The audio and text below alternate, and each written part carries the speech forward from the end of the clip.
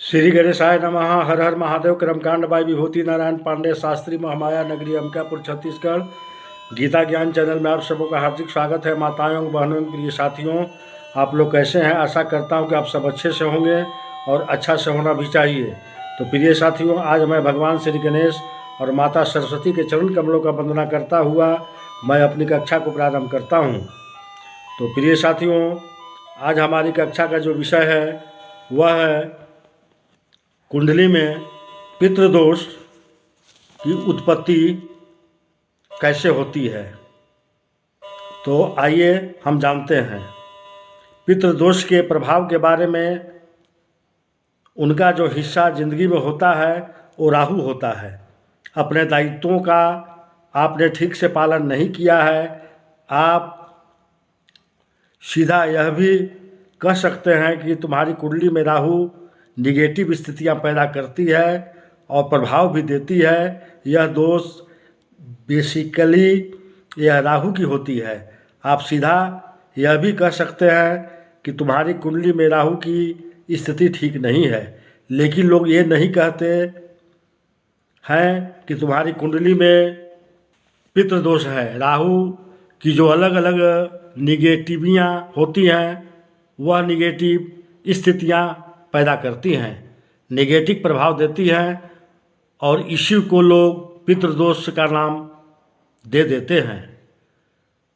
पितृदोष से डरने की आवश्यकता नहीं है। यह राहु का निगेटिव प्रभाव है, इसलिए राहु का उपाय करना चाहिए। सवाल पैदा यह होता है कि हर आदमी के कुंडली में तो पितृदोष होता नहीं या राहु के निगेटिव स्थिति होती नहीं।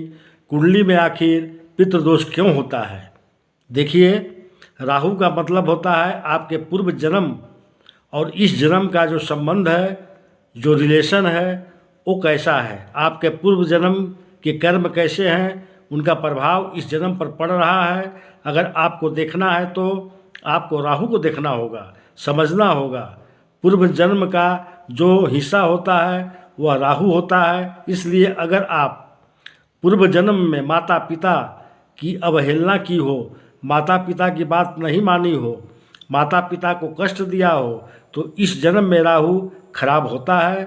और माता पिता की बात नहीं मानी, माता पिता को कष्ट दिया हो, तो इस जन्म में राहु खराब होता है और वो पितृदोष के माध्यम से सामने आ जाता है। आपने अगर अपने दायित्वों का पूर्ण रूप से अपने पूर्व जन्म में नहीं किया हो, पूर्व जन्म में आप पिता रहे हों, बच्चों की देखभाल न की हो, पूर्व जन्म में आप माता रहे हों, बच्चे और पति का ध्यान न दिया हो, यानी पूर्व जन्म में अपने दायित्वों का ठीक से पालन नहीं किया है, तो इस जीवन में उसका प्रभाव जरूर दिखाई देगी। पितृदोष के रूप में आपने अपने अधिकारों और शक्तियों का दुरुपयोग किया है। पूर्व जन्म में ऐसे पद पर थे, ऐसी स्थिति में थे जब आप बड़े शक्तिशाली थे और आपने उसका दुरुपयोग किया, लोगों को परेशान किया। तो इस जन्म में राहु की निगेटिव स्थिति को हम कहेंगे कि पितृदोष है। और पूर्व जन्म के ऐसे कर्म हैं जिसका फल आप नहीं भुगत पाए हैं, तो आपका इसका असर इस जन्म में आपके ज़िंदगी पर ज़रूर असर दिखाई देगा। व्यक्ति को जीवन के हर कदम पर राहु की वजह से जब अलग अलग तरह से लोग कह देते हैं कि शांति कराओ, नहीं तो तुम्हारी ज़िंदगी में बहुत तकलीफ होगी, बगैर हम राहु की जिम्मेदारी के ये कह देते हैं शांति कराओ, नहीं तो तुम्हारी ज़िंदगी में कुछ नहीं होगा। कुछ दोस्त ऐसे होते हैं जो जाने अनजाने में कुंडली के परिणाम ठीक नहीं हो पाते। कुछ दोस्त ऐसे होते हैं जो जाने होते हैं और कुछ अनजाने होते हैं। इन्हीं अनजाने दोषों में से एक है पितृदोष। बेसिकली कुंडली का जो रहस्य है, जो अज्ञात पक्ष है, वो राहु है। और राहु की वजह से जब अलग अलग स्थितियां बनती है तो इनको लोग कहते हैं पितृदोष, इनको लोग कहते हैं काल सर्प योग। बेसिकली ये प्रॉब्लम राहु की वजह से होती है। आप सीधा यह भी कह सकते हैं तुम्हारी कुंडली में राहु की स्थिति ठीक नहीं है, तुम राहु के उपाय करो। लेकिन लोग ये नहीं कहते लोग कहते हैं तुम्हारी कुंडली में पितृदोष है, इसका उपाय करो। यानी मामला जो जुड़ा होता है काल सर्प दोष का या पितृदोष का, उसके पीछे जो मुख्य ग्रह जो होता है वह राहु होता है। बजाय हम राहु के जिम्मेदारी के कह देते हैं, दरअसल राहु की स्थितियां ही पितृदोष का निर्माण करती है। बहुत लोग शिकायत करते हैं तो इस जन्म में राहु खराब होता है और वो पितृदोष के माध्यम से सामने आ जाता है। आपने अगर अपने दायित्वों का पूर्ण रूप से अपने पूर्व जन्म में नहीं किया हो, पूर्व जन्म में आप पिता रहे हों, बच्चों की देखभाल न की हो, पूर्व जन्म में आप माता रहे हों, बच्चे और पति का ध्यान न दिया हो, यानी पूर्व जन्म में अपने दायित्वों का ठीक से पालन नहीं किया हो, तो इस जीवन में उसका प्रभाव जरूर दिखाई देगा।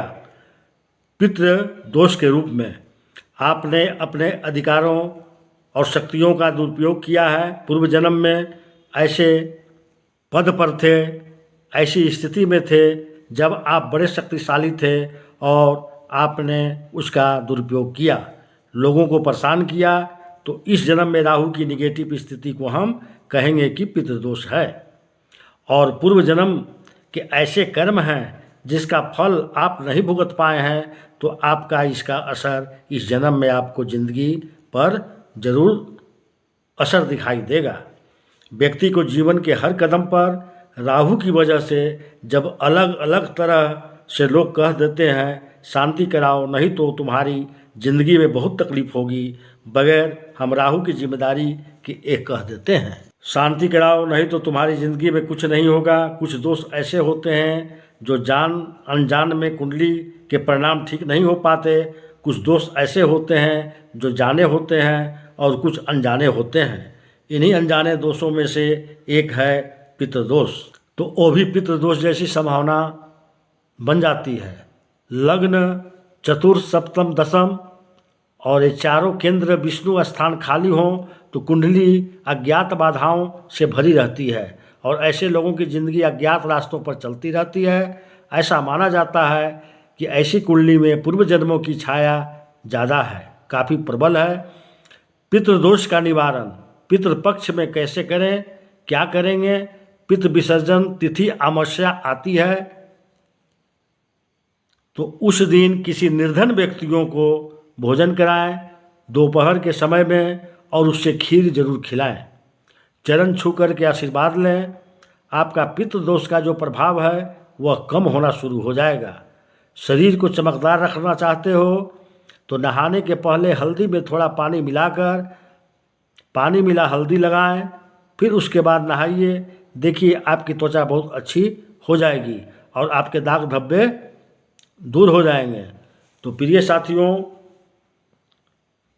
आपसे एक छोटी सी निवेदन है कि जो हमारे चैनल पर नए हैं वो कृपया इसे सब्सक्राइब करें और बेल घंटी को प्रेस करना न भूलें।